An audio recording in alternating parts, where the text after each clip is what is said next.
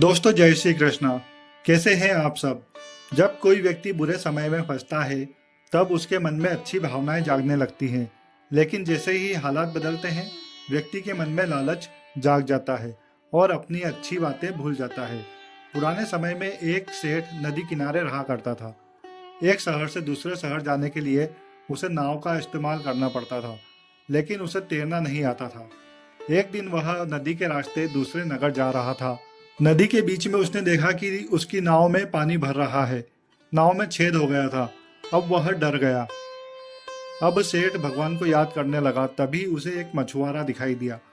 सेठ ने मछुआरे को आवाज लगाई और कहा कि मेरी नाव डूब रही है, मुझे तैरना भी नहीं आता, मुझे बचा लो, मैं तुम्हें मेरी पूरी संपत्ति दे दूंगा। मछुआरा अपनी नाव लेकर उसके पास पहुंचा और सेठ को बचा लिया।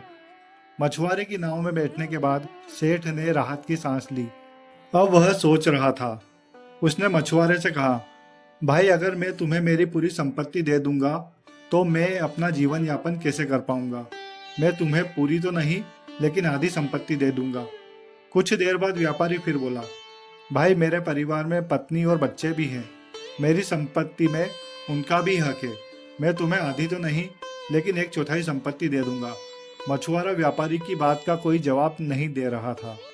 जब नाव नदी किनारे पहुंच गई तो व्यापारी ने सोचा कि अब मैं सुरक्षित हूँ। इस मछुआरे ने मेरी जान बचा के कोई बड़ा काम नहीं किया है, ये तो इसका फर्ज था। मानवता के नाते इसे मेरी मदद करनी ही थी। सेठ ने मछुआरे को थोड़े से पैसे देने चाहे, लेकिन मछुआरे ने ये लेने से भी मना कर दिया। सेठ अपने पैसे लेकर घर लौट गया। इस कहानी की सीख यही है कि जब व्यक्ति बुरे हालात में फंसता है तब वह अच्छे काम करने के प्रण लेता है, अच्छे काम करने के संकल्प लेता है। लेकिन जब हालात बदल जाते हैं, समय उसके पक्ष में हो जाता है, तब उसके मन में लालच जाग जाता है और वह अपनी ही अच्छी बातों से पलट जाता है।